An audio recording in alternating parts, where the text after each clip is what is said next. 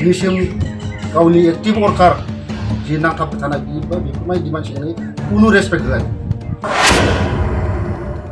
बिटिसिआव लकसभा बिसायख'थिनि थाखाय मोनफ्रोमबो दोलोआव जगदान जानायनि बादायलायनाय।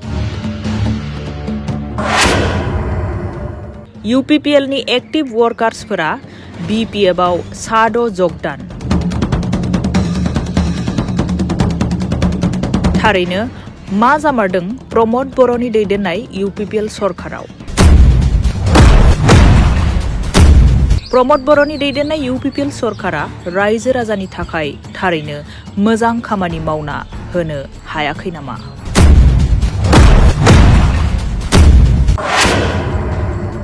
प्रमद बर'आ एक्टिभ वर्कार्सफोरखौ अनसायनो रोङा।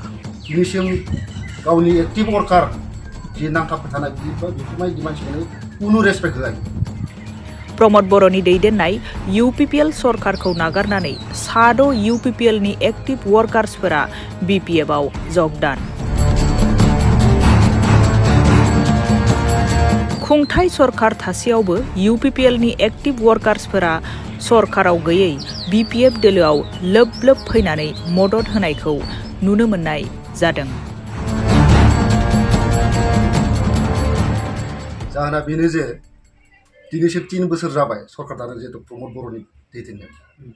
दा बिथाङा सरकार दासेयावबो 3 बोसोर दासेयावबो जों जेरैबायदि माने जों खस्थ' खालामना जिहेतु प्रमद सारखौ जों देरहाहोदोंमोन, बिनि फिननायखौ जों दिनैसिम मोनाखै आरो दिनैसिम जोंखौ माने नायफिनाखै। मानो होनबा दिनै तारिखाव बि जेरैबायदि सरकार दादों सोब मिसालायिनि सरकार दानाय। मानो होनबा रायजो राजाफोरखौ जेबायदि थगायदों खोथा होदों सोब मिसालायदों। जेरै जों दिनै 3 बोसोर थासेयावबो जों जे आग्रामा साथो जयन जाखो बिनि कारनाबो बेनो जे 3 बोसोराव जे मा मावखो आरो जोंनो मा होखो बे दिनैसिम गावनि एक्टिभ वर्कार जि नांथाबबाय थानाय बेफोरबायदि मानसिखौनो कुनु रेसपेक्ट होआ। बेबायदि आरो नोंथांमोना दिनैनि दिनाव साबेसे जयन जादों? जों 6 जन फैदों, 6 जनल' दिनै फैबावदों आरो फैबावगोन। नोंसोरना माबा मोनसे पर्टफलिअफोर दंमोन नामा? जिहेतु माने बिबानाव दङ।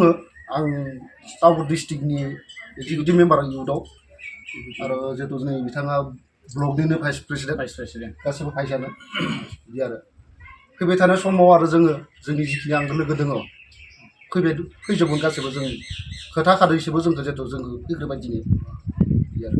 प्रमद बर'आ मिडिया स्टेटमेन्टनि गेजेरजों बुंबाय थायो बिथाङा सरकार खुंनायनि उनाव सान्थि फैबाय, गोबां जौगानाय फैबाय होननानै बुङो। जेबो सान्थि गैया। बिनि हारसिं पार्सनेल सान्थि जानांगौ, खिन्थु रायजोनि सान्थि नङा बे। गावनि सार्थ बायदि गावनि हारसिंसो सान्थि, जोंनि थाखाय सान्थि नङा बे। हाग्रामा महिलारि बिथांखौ फिन गोहोआव लाबोनो नोंथांमोना माबायदि नाजागोन? बेनो जे जों हर सान थै-थां जेरै प्रमदखौ देरहाहोदोंमोन थिग बिदिनो हाग्रामा सारखौबो फैगौ बिसायख'थियाव थै-थांजों नांना जों देरहाहोगोन। क'क्राझार सहरनि जेडि र'डजों नांजाबनाय पुलिस पइन्ट साखाथिनि MRM मेम'रियेल हस्पिटालाव बेराम सोखानो हानायनि गोबां खाबु दं। 24 घन्टा सार्जेन एभेलेबेल मोनगोन आरो लोगोसे दंबावो माखासे सिबिथायफोर जेरै मोनफ्रोमबो रबिबार बारायाव इउर'लजिनि सिबिथाय, मोनफ्रोमबो रबिबाराव इनफार्टिलिटिनि सिबिथाय, मोनफ्रोम दाननि 2थि आरो 4थि सनिबाराव डार्मेट'लजिस्टनि सिबिथाय, दानाव खेबनै कार्डिय'लजिस्टनि सिबिथाय, बेजों लोगोसे ICU, NICU, हिस्ट'पेथ'लजिनि सुबिदा दं। बे हस्पिटालाव गोबां सावस्रि फाहामनायनि राहा मोननो हागोन। बे हस्पिटालाव दं critical care medicine, paediatrician, general medicine, OBS and gynae, general surgeon, orthopaedics, ophthalmologist, anaesthetist, radiologist, pathologist, cardiologist visiting, emergency medicine, neurosurgeon visiting, residential medical officer, physiotherapy, diabetology, surgical gastroenterologist, urologist visiting, ENT, neuropsychiatry, dermatologist visiting, histopathological department आरो बे हस्पिटालाव आबुङै automatic कम्पिउटाराइज्ड लेबोरेटरीनि खाबु दं।